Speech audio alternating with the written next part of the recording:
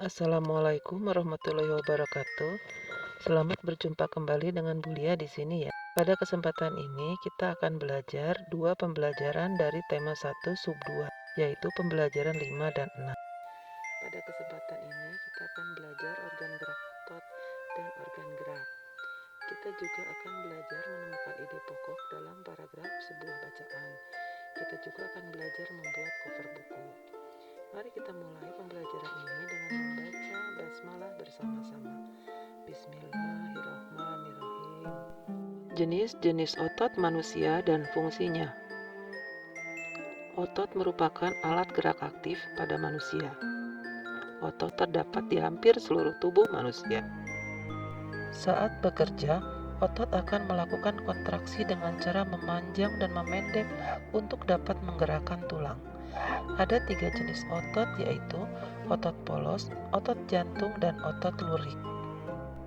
Otot polos adalah otot yang bekerja tanpa kesadaran kita, yang dipengaruhi oleh sistem syaraf tak sadar atau syaraf otonom. Otot lurik adalah otot yang menempel pada rangka tubuh manusia yang digunakan dalam pergerakan. Otot lurik adalah otot yang bekerja di bawah kesadaran. Otot lurik juga dinamakan otot rangka. Otot jantung adalah otot yang bekerja secara terus-menerus tanpa istirahat atau berhenti.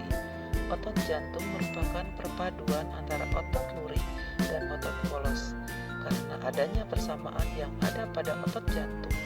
Misalnya, memiliki sisi gelap dan terang dan inti sel berada di tengah. Otot jantung berfungsi dalam memompa darah ke seluruh tubuh. Otot jantung bekerja di bawah kesadaran manusia. Syaraf yang mempengaruhi otot jantung adalah syaraf simpatik dan parasimpatik. Untuk lebih jelasnya, kalian bisa membaca buku tema satunya halaman 104-109, lalu jawab pertanyaan berikut ini. Sekarang mari kita pelajari sendi-sendi pada tulang dan macam-macam gerak otot. Tulang yang satu dengan tulang yang lainnya dihubungkan dengan sendi.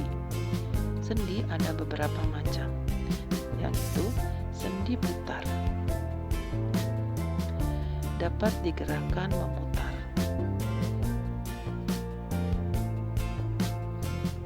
Sendi engsel dapat digerakkan ke satu arah. Sendi peluru dapat bergerak ke semua arah. Sendi pelana dapat digerakkan ke dua arah. Sendi geser hanya dapat menggeser. Macam-macam gerak otot pada manusia. Ada beberapa macam. Gerak menekuk atau meluruskan, gerak menurunkan atau menekan ke bawah, gerak menaikkan, gerak memutar, gerak menjauhkan dan mendekatkan tubuh. Mari kita mengamati gambar berikut ini. Kamu telah mengetahui berbagai macam gerak otot. Termasuk manakah gerak otot yang terdapat pada gambar berikut ini? Gambar 1, gambar 2, gambar 3, gambar 4, gambar 5, dan gambar 6. Jawaban bisa ditulis pada buku tema atau pada buku tulisnya. Sekarang mari kita belajar mengidentifikasi ide pokok dalam teks lisan. Ide pokok merupakan inti dari pembahasan dari suatu teks. Langkah-langkah yang perlu diperhatikan untuk mengidentifikasi ide pokok dari teks lisan yaitu dengarkan teks dengan sungguh-sungguh. Catatlah semua peristiwa yang sedang dibicarakan dalam teks. Tentukan topik serta kalimat utama yang menjadi inti dari teks lisan. Tentukan ide pokok dari teks lisan berdasarkan kalimat utama yang telah ditentukan. Tulislah setiap ide pokok dari teks yang didengar dalam tabel. Setelah itu, kita bisa menceritakan kembali isi teks berdasarkan ide pokok.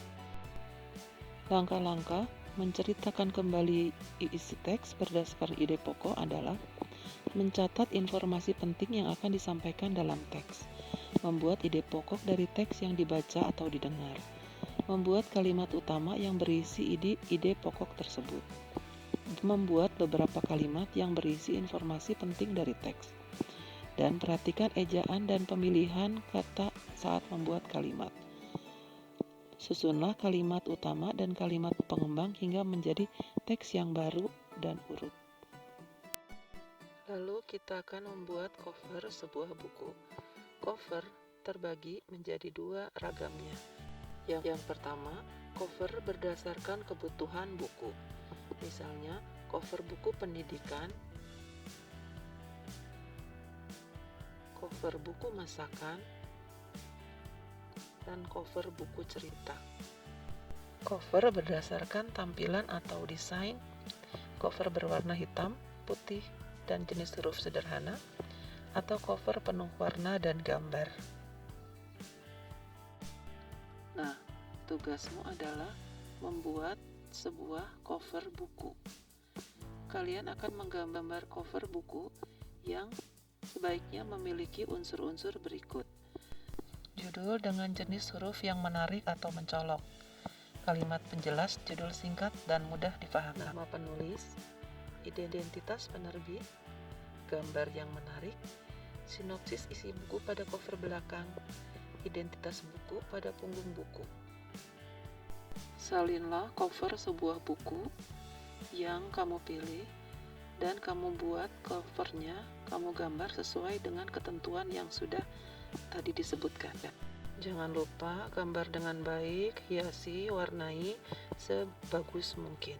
Setelah selesai, gambar bisa difoto dan dikumpulkan di grup kelas.